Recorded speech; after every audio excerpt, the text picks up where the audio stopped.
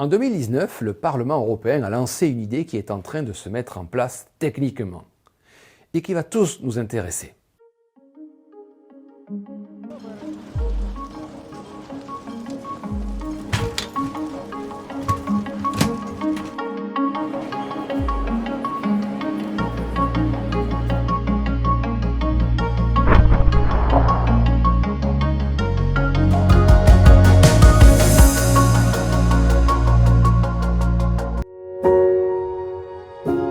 En 2019, le Parlement européen a lancé une idée qui est en train de se mettre en place techniquement et qui va tous nous intéresser.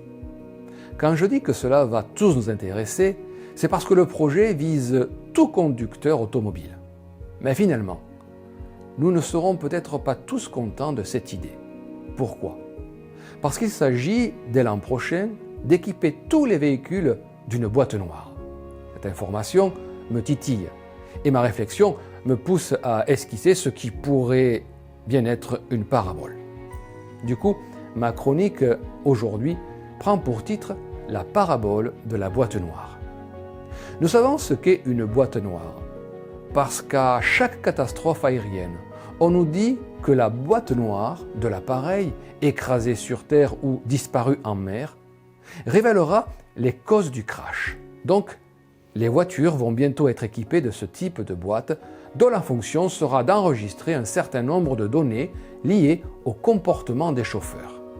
Ce mouchard électronique pourra signaler s'il y a une erreur de conduite, vitesse excessive ou pas, absence de clignotant lorsque vous doublez, erreur dans le maintien de la trajectoire, bouclage des ceintures. En cas d'accident, cette boîte noire aidera à comprendre ces causes, autant pour la police que pour les assureurs. Excellente idée donc. Sauf que certains rappellent que même les boîtes noires des avions, lorsqu'elles sont retrouvées et décodées, n'apportent pas les réponses à toutes les questions. C'est ainsi que les experts se disputent autour des interprétations différentes à partir de données enregistrées, lesquelles ne prennent pas tout en compte. Pour les voitures, les flous ou les manques seraient également nombreux. Exemple, la météo locale ou le comportement d'autres conducteurs. D'autres réfractaires critiquent le mouchard parce que c'est encore un œil de Moscou, une façon d'être surveillé, contrôlé, traqué à l'excès dans tous nos faits et gestes. Notre libre arbitre encore et toujours mis à mal au nom de la sécurité. Et comme dirait l'autre, c'est pas faux. Au-delà de la boîte noire, la voiture est de plus en plus équipée pour divulguer et pour trahir. Un certain modèle, haut de gamme il est vrai, comporte pas moins de 9 caméras qui permettent l'autopilotage, mais qui filment aussi en mode sentinelle tout ce qui se passe autour du véhicule. Non seulement les voleurs peuvent ainsi être dissuadés, mais comme les caméras de la voiture font de la surveillance et enregistrent, ces enregistrements peuvent servir en cas de besoin si dans son entourage, il s'est passé quelque chose. Et même si vous ne faites que promener votre chien en passant à proximité de ces voitures ultra connectées, souriez, vous êtes filmé.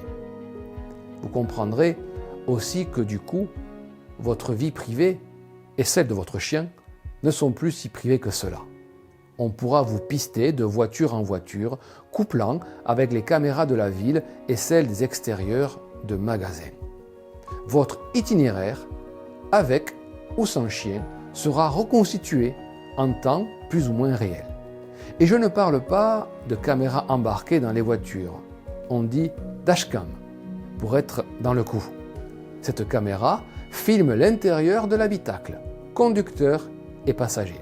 C'est toujours au nom de la sécurité, puisque la voiture surveille ainsi vos yeux et s'alarme et alarme s'ils se ferment trop souvent. Bref, de caméras en boîte noire, tous nos faits et gestes sont enregistrés. La panoplie de la surveillance s'enrichit d'espions et de délateurs nouveaux.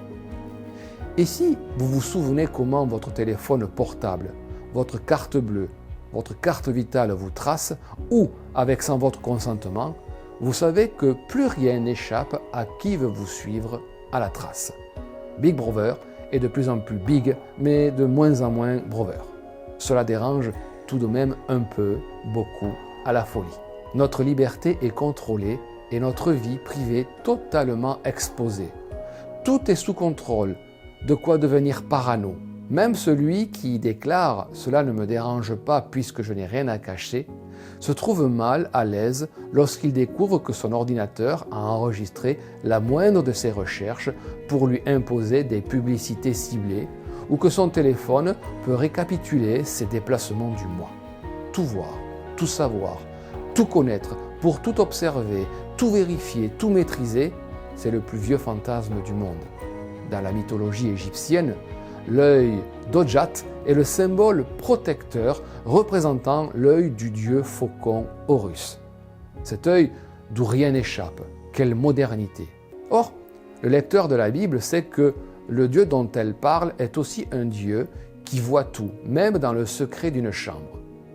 Dans son célèbre poème sur Caïn, dont le titre est La conscience, Victor Hugo décrit avec force et dans un souffle opprimant l'œil de Dieu qui se pose sur l'assassin d'Abel, un œil obsédant que Caïn tente de fuir sans jamais y parvenir. Le dernier vers est terrifiant. L'œil était dans la tombe et regardait Caïn. Finalement, ce qui nous gêne dans la technologie moderne, mais ce qui nous gêne également avec Dieu, c'est que cet œil qui voit tout, qui enregistre tout, qui connaît tout de nous et qui devient notre juge permanent. Que celui qui a des oreilles pour entendre et des yeux pour voir, entende et voit ce que cette parabole dit à chacun.